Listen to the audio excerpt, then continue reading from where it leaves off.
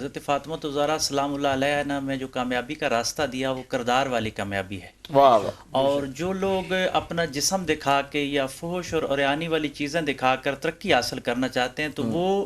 کامیابی کا short cut چاہ رہے ہیں، اور کامیابی کا کوئی بھی راستہ نہیں جی، وہ کامیابی ہے۔ ویسے میرا تو یہ ہے کہ یہ کامیابی ہے۔ آپ کی بات کو میں اس کے ساتھ جوڑتا ہوا چلتا ہوں، جس طرح آپ نے ٹک ٹاکر اور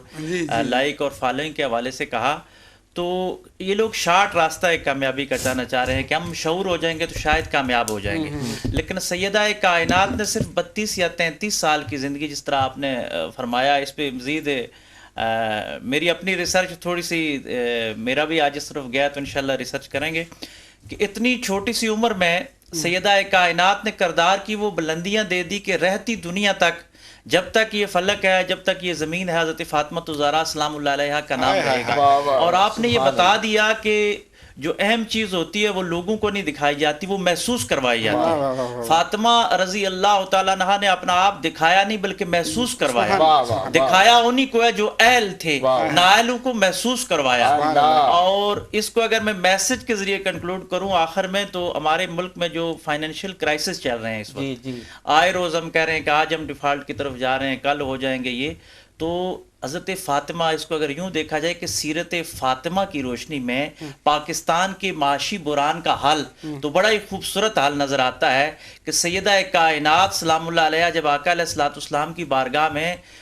خادم لینے کے لیے، غلام لینے کے لیے حاضر ہوتی ہیں اور اپنے ہاتھوں کے چھالے دکھاتی ہیں، تو کیا وہ جنت کی شہزادی آقا علیہ الصلوۃ والسلام کیا میسج دے رہے ہیں؟ وہ ہمارے لیے میسج دے رہے تھے۔ اگر اس وقت آقا غلام دے دیتے تو آج کل کی جو شاہی ٹولہ ہے اس کے لیے تو جواز بن جاتا۔ یہ جو ہمارا خون چوس رہے ہیں یہ اس کو جواز بناتے کہ دیکھیں محمد علیہ الصلوۃ والسلام نے مسند خلافت اور ارشاد کی کرسی پہ بیٹھے ہوئے اپنی بیٹی کو خادم عطا کیا، فرمایا تم 33 دفعہ سبحان اللہ، 33 دفعہ الحمدللہ، 34 دفعہ اللہ فاطمہ کہا جاتا ہے، پڑھا کرو اور تمہاری تھکاوٹ اتر جائے گی۔ لیکن جہاں تک خادم اور نوکروں کی بات ہے، غلاموں کی بات ہے، جب تک میں ریفیوجیز اور جو مجاہدین ہیں ان کے مسائل حل نہ کر رہا ہوں اس وقت تک یہ نہیں ہو سکتا۔ اس کو اگر یوں دیکھیں کہ میں اپنے حکمرانوں سے یہ عرض کروں گا کہ خدا کے لیے سیرت فاطمہ سے یہ چیز دیکھیں کہ غریبوں نے قربانیاں نہیں دینی، عام لوگوں نے نہیں دینی، بلکہ آپ کے جو شاہی ٹولے ہیں، جس پارٹی سے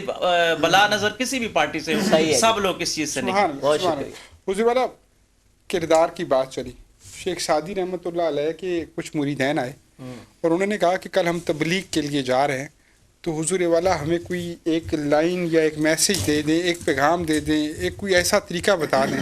جس میں لوگ زیادہ تبلیغ کا اثر لیں۔ انہوں نے کہا کوشش کرنا کہ زبان سے تبلیغ نہ کرنا، کردار سے تبلیغ کرنا۔ حضور والا یہ کردار کیوں نہیں ملتے ہمیں؟ بہت خوبصورت آپ نے بات کی ہے۔ ہمارا چونکہ خانقاہی نظام سے تعلق ہے ہم دونوں کا، تو ہمارے پیر و مرشد کا بھی یہی طریقہ کار ہے کہ آپ کی